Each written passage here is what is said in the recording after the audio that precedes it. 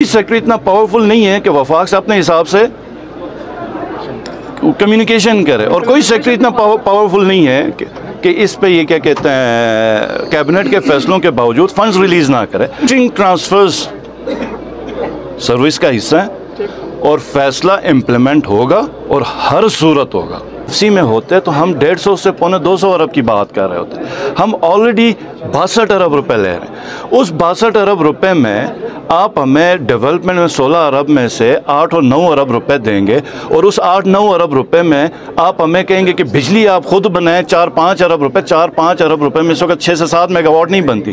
Services के जो issues हैं ये तमाम सूबों में होते हैं, तमाम सर्विसेज में होते हैं। इवन एक कैडर के अंदर भी 2 ऑफिसर्स के बीच में ये जो सर्विसेज ट्रिब्यूनल उसमें हज़ारों केसेस होते हैं। तो ये उनकी एक अपील है, ये केस आया हुआ, हमने सीएस को मांगे तो सीएस ने उसमें समरी किस में कैबिनेट में हमेशा से शानदार फैसले होते हैं। आपको कोई शक है कि यहाँ पर सबसे बड़ा मसला ज़मीनों का है। मेडिकल कॉलेज के लिए ये हमारा पहला मेडिकल कॉलेज है, और मेरी जो ख्वाहिश है ये एक तारीख़ी मेडिकल कॉलेज हो। जिस तरह का मेडिकल कॉलेज आपका 50 कनाल के अंदर भी बन जाएगा, लेकिन आपका एक मेडिकल कॉलेज है, नश्तर मेडिकल कॉलेज है, या इस तरह के जो पुराने वक्तों में जो बने हुए हैं वो एक अपनी ट्रेडिशंस के साथ आगे अभी चल रहे हैं, और उनका मैच बाकी हॉस्पिटल्स या टीचिंग हॉस्पिटल्स या मेडिकल कॉलेजेस नहीं कर पा रहे। तो ये हमारा, हम पता नहीं कितने ज़्यादा मेडिकल कॉलेज बना नहीं सकेंगे, तो एक मेडिकल कॉलेज जिसमें दुनिया भर से बच्चे आ सकें।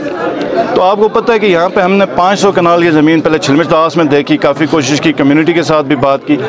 चूँकि ज़मीन के इधर इश्यूज़ इतने ज़्यादा हैं कि वो हमारा मामला सेटल नहीं हो सका, 1-1.5 साल हो गया। और उसके बाद हमने अभी जो रिसेंटली ज़मीन देखी है जो गवर्नमेंट ऑफ गिलगित बल्तिस्तान के नाम पे वो अलॉटेड थी 1400-1500 कनाल, तो उसमें से एक वो ज़मीन उठा के दे रहे हैं। उसके अंदर 2-3 और मेडिकल के हवाले से ही जो टीचिंग हॉस्पिटल्स हैं, कोई नर्सिंग कॉलेज आ रहा है। अच्छा, इसमें हम NCO लम्स को भी उसी जगह पे लेके जा रहे हैं। तो ये 1500 कनाल का आपका जो पैच है, ये मुस्तकबिल का आपका एक तो पूरा मेडिकल सेंटर बनेगा जिसमें तमाम हॉस्पिटल्स, आपका क्या कहते हैं मेडिकल कॉलेजेस और नर्सिंग कॉलेजेस उधर होंगे, 5-6 कम से कम इंस्टीट्यूशंस होंगे। उसके बाद NCO लम्स का भी हमारा प्रोग्राम है। तो ये जो लेट हुआ है वो उसकी वाहिद वजह ये है कि इतना बड़ा जो ज़मीन का टुकड़ा है वो मिल नहीं सक रहा था इधर के। मेरे ख्याल में कोई 113वीं दफ़ा कहा जा रहा है। हमने कैबिनेट की, इधर भी मैं बड़ा सुन रहा था, कैबिनेट की मीटिंग के ऊपर काफ़ी तज्ज़िये हो रहे थे। तो कैबिनेट की मीटिंग 28 को, हमने 26 को रखी थी, तो CS साहब ने रिक्वेस्ट की थी कि 27 को उनका काम है तो 28 को अगर आप रख दें, क्योंकि ईद की छुट्टियाँ थीं। तो हमने कहा ठीक है, हम 28 को रखते हैं। तो 26 की रात या 27 को ही कश्मीर मिनिस्ट्री से मेरा रब्ता हुआ, तो उन्होंने कहा कि ये जो 2022 का जो बजट है अब उसकी विंडो क्लोज़ हो रही है फाइनेंस डिवीज़न में, तो उसका ये क्या कहते हैं, फिर उसके बाद हमें, क्योंकि हमारा तो बजट इन्होंने दिया ही नहीं है, तो फिर वो बहाना करेंगे जी विंडो क्लोज़ होगी तो अब अगले बजट में देखेंगे। तो उसके लिए दोबारा एक हमने ट्राई करनी थी। और ये भी बात वाज़ेह करूँ कि अक्सर जगहों पर मैं सुनता आ रहा हूँ कि वो लोग कहते हैं कि जी भी गवर्नमेंट कम्युनिकेट नहीं कर रही है। ये याद रखिए, जजेस की अपॉइंटमेंट में आपको याद है मेरे पे शुरू में इल्ज़ाम ये लगा कि PDM के साथ बात कर, हमने वफाकी हुकूमत के साथ बात की और कंसेंसस के साथ चीज़ें चलाने की कोशिश की, और उसके बाद फिर जो हालात हुए, जो समरी डायरेक्ट चली, वो भी आप लोगों ने देखा। बजट से पहले कायरा साहब के दफ्तर में मीटिंग हुई, मिनट्स निकले, उससे मुकर गए।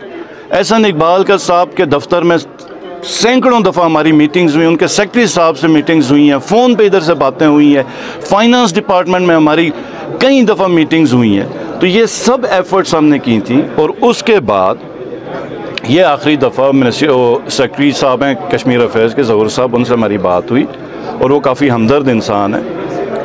फिर मैंने चीफ़ सेक्रेटरी को कॉल करके कहा कि आप उधर ही बैठेंगे और ये फाइनेंस और P&D में हम अपनी फ़ाइनल एफ़र्ट करेंगे।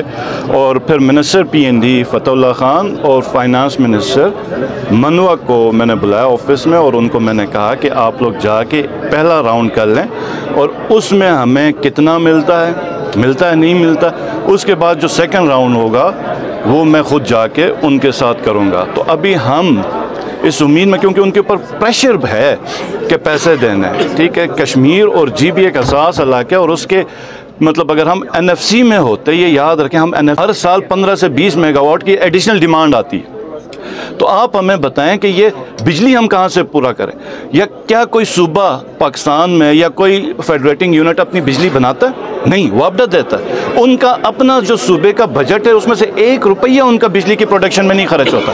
तो हमें केपी के बराबर के रकबे में, जहाँ उधर 150-200 अरब का डेवलपमेंट का फंड, हमें 16 अरब, उसमें से भी 8-10 अरब हमें मिलेगा और उसमें से भी आधा हमने पावर को देंगे। तो आधे में आप सब सहाफ़ी आज पेन और पेपर बैठ के रख लें कि ये जितनी भी हमारी प्रॉब्लम्स हैं, किस तरह एक ज़िला एक कॉन्स्टिट्यूंसी का मसला नहीं हो सकता। तो उस पे एक अगर हमें मुड़ के कहें जी हमने इस दफ़ा 25% हमने काटना है सबका, हमने 30, और गिलगित का उसमें भी 70% काट रहा है उसमें, ताकि ये नाजुक सूरत हाल ख़त्म हो ना, क्योंकि IBC आई हुई है तो ये सेक्रेटरीज का काम है जाके बजट निकालना, और फिर कोई